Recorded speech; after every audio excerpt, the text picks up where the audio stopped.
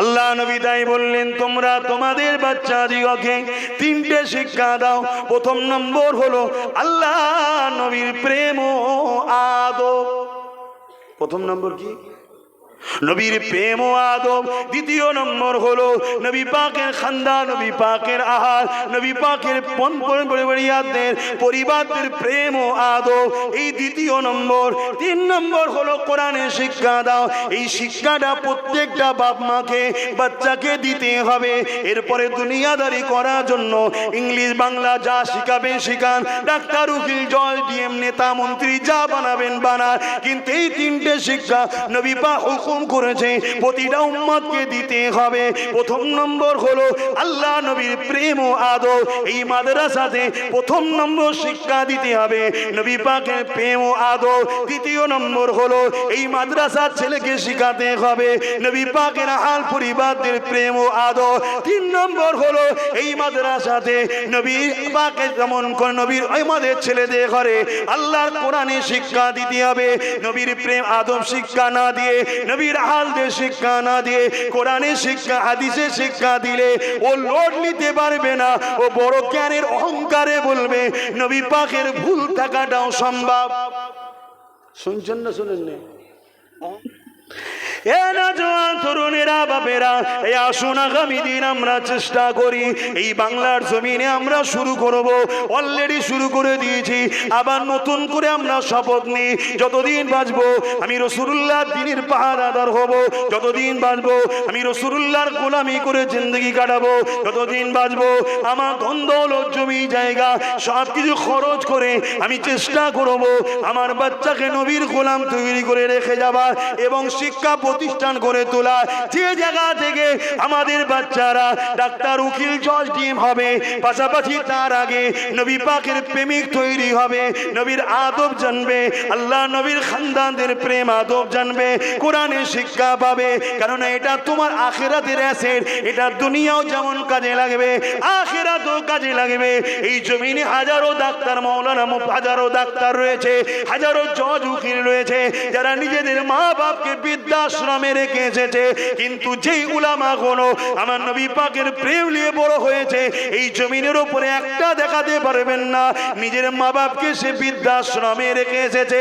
এই বলে দিয়ে যায় দুনিয়া দিতে হবে, কিন্তু তার আগে আল্লাহ রসুলের প্রেম আদবটা দেয়। এটা আপনার দুনিয়াতেও কাজে লাগবে আখিরাতেও কাজে লাগবে।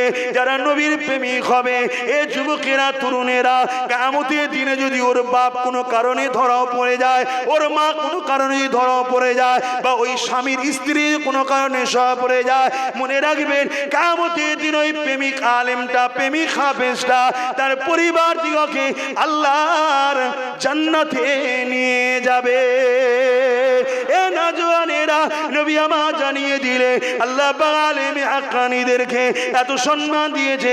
একটা নয়, দুটো নয়, 100 নয়, 200 নয়, 1000 নয়, 2000 নয়, 70,000 এমন লোককে জান্নাতে নিয়ে যাবে যারা কিনা দুনিয়া জমিনে অন্যায় কোনো ভুল করার জন্য আল্লাহ তাদেরকে জাহান্নামে ঘোষণা দেবে। কিন্তু আলেমে হাক্কানি দাঁড়িয়ে গিয়ে বলবে আল্লাহ পাক এরা দুনিয়া জমিনে আমাদেরকে মহব্বত করেছে, ভালোবেসেছে, আমরা আপনার নবীর ডাঙ্কা বাজাতাম, এরা আমাদেরকে গাড়তে গাড়তে রাখতো।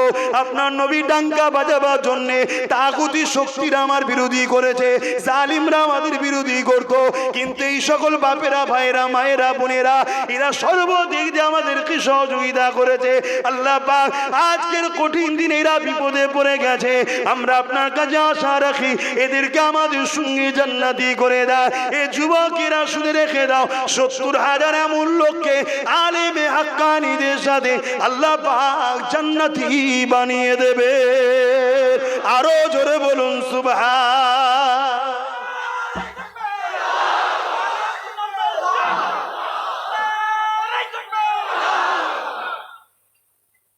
আমি কি বুঝাচ্ছি বুঝতে পারছেন আপনারা? অসুবিধা হচ্ছে আপনাদের? তাহলে মুহাব্বতে দরুদ আল্লাহুম্মা সাল্লি আলা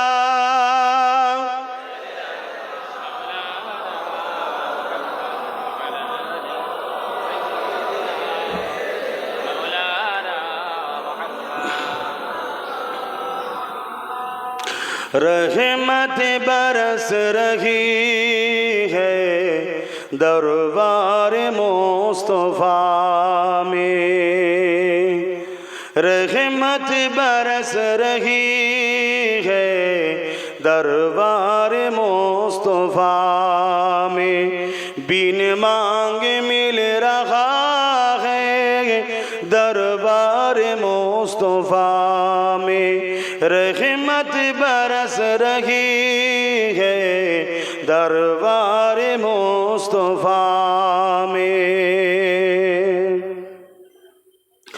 उन पर दुरूद हर दम, उन पर सलाम हर दम, उन पर दुरूद हर दम, उन पर सलाम हर दम, हर एक पर रहा है दरबार मुस्तफा में, बिन मांगे मिल रहा है दरबार मुस्तफा में, रहमत बरस रही है दरबार मुस्तफा में। अल्लाहुम्मा सल्ली अला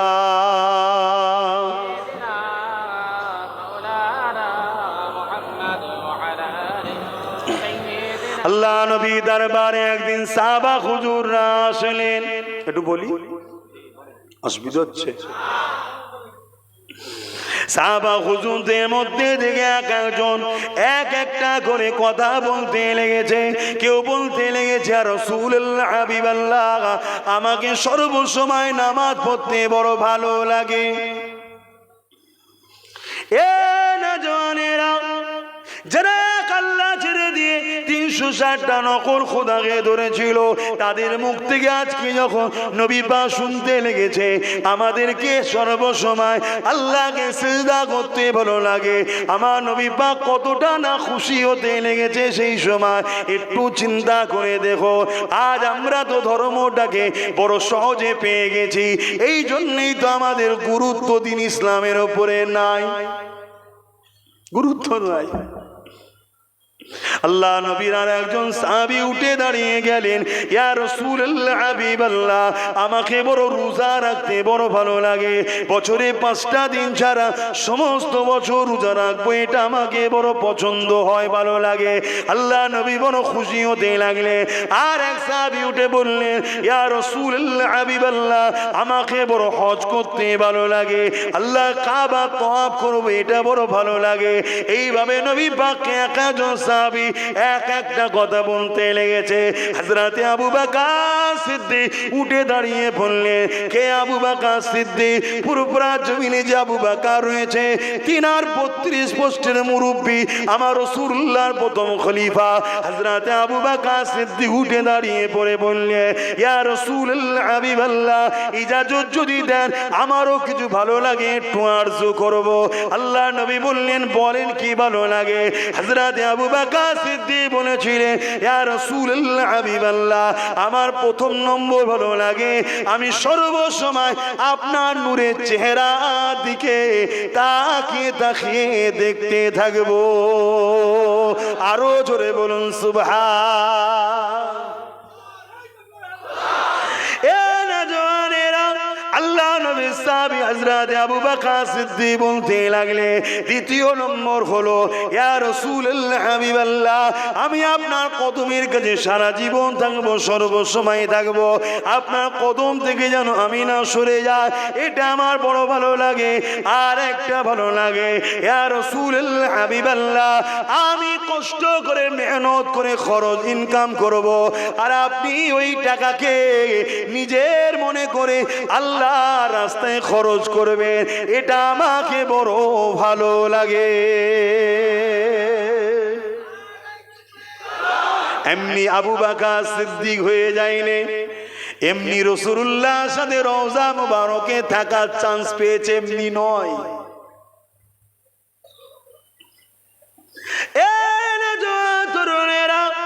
এইভাবে যখন বিভিন্ন কারণে আল্লাহ নবী যখন সাহাবাদেরকে ডেকে বলতেন, বাবারা কে আছো বাবা, ইসলামের জন্য মাল দাও বাবা, মসজিদ হবে মাল দাও বাবা, জালিমদের মোকাবিলার জন্য প্রস্তুত নিতে হবে মাল দাও বাবা।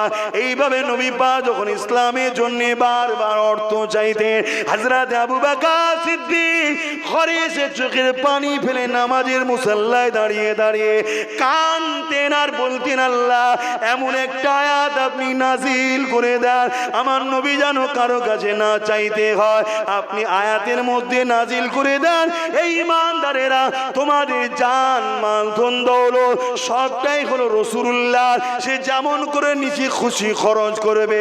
এইভাবে আবু বকর সিদ্দিক বারবার কেঁদে কেঁদে দোয়া চাইতেন। একদিনের কথা, হযরত আবু বকর সিদ্দিক ঘরের মধ্যে নিজের ঘরে রয়েছে, আল্লাহ নবী আসলে সোজা এসে হযরত আবু বকর সিদ্দিক দাঁড়িয়ে গিয়ে সালাম দিলেন নবী পাককে। নবী সালামের জবাব দিলেন। আবু বকর সিদ্দিকের ঘরে ঢুকে নবী কোনো দিকে না তাকিয়ে যেখানে আবু বকর ধন দৌলত রাখতো ওই জায়গায় সোজা গেলেন।